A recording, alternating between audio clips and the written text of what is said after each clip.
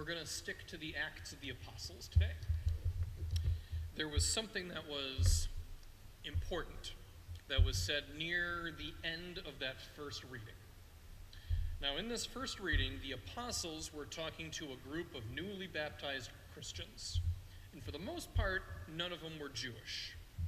So the apostles said to this group, "It is the decision of the Holy Spirit and us not to place any burden upon you beyond these necessities, namely abstaining from meat sacrificed to idols, blood, meats from strangled animals, and unlawful marriage. Avoid these things, and you will be doing what is right." Now, I very much wanted to talk about this today because it applies so accurately for us as Catholics. The apostles were basically saying, hey guys, there are a lot of rules to obey. So here are the biggest ones that you really need to focus on above all. Let's face it, Catholicism has a lot of rules. I feel like that's pretty obvious. But it's also true that some of our rules are massively more important than others. One rule that's not terribly important in the long run, abstaining from meat on Fridays. It is definitely the teaching of the church that we should avoid meat on the day when Jesus suffered and died on the cross.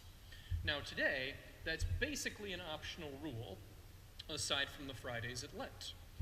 But I'll tell you, for every church I've worked in, meat has been served at funeral luncheons, no matter what, even if the funeral has fallen on a Friday. If we followed the letter of the law, we would serve tuna salad at those funerals and nothing else in terms of meat. And I promise you this, if you go to a Jewish funeral, there will not be shrimp at the luncheon. Jews don't eat shellfish. And if you are a guest in their home, they expect you to honor that dietary law. And that's classy. It is classy the way they stand up for their principles in that way. And frankly, Catholic churches could do a little bit better in that regard. Okay? I don't know a single Catholic church that takes a hard stance against avoiding meat on Fridays. Back at my last parish in West Bend, this is not a joke, by the way, the Lenten fish fries would serve chicken fingers right alongside the fish. Completely negating the point of a church fish fry during Lent. And when we realized that, me and my brother priests, we vented about it to each other. Priests need to do that from time to time. And then we laughed it off, and we got on with life. Why do we tolerate that if it is against a teaching of the church? The answer is very straightforward. It isn't that big of a deal. We're not betraying Christ by eating chicken during Lent. It just means that we're living out our faith imperfectly, and that's true for literally everyone on earth except for, the Blessed Virgin Mary. And mind you, the point is not to encourage you to eat meat on Fridays. Jesus did not come to abolish the law, he came to fulfill it. All the rules are still there, make no mistake. The point is, it's okay. It's okay to have some room for improvement in those sorts of minor matters.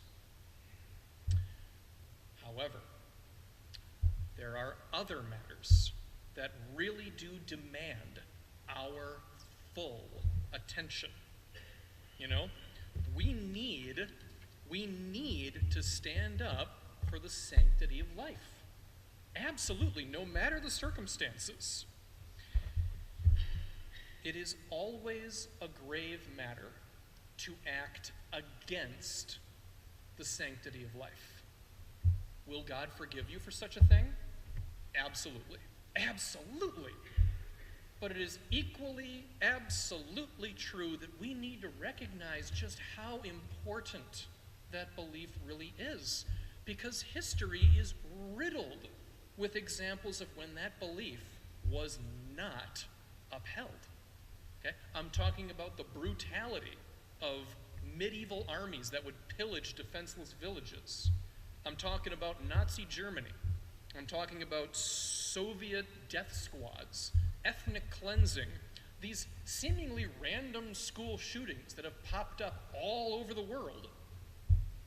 It's exactly the same. Now, some people will say, well, that's a problem of unreasonable gun legislation, or that was because of a failed ideology, or some other excuse. No. All those atrocities are exactly the same.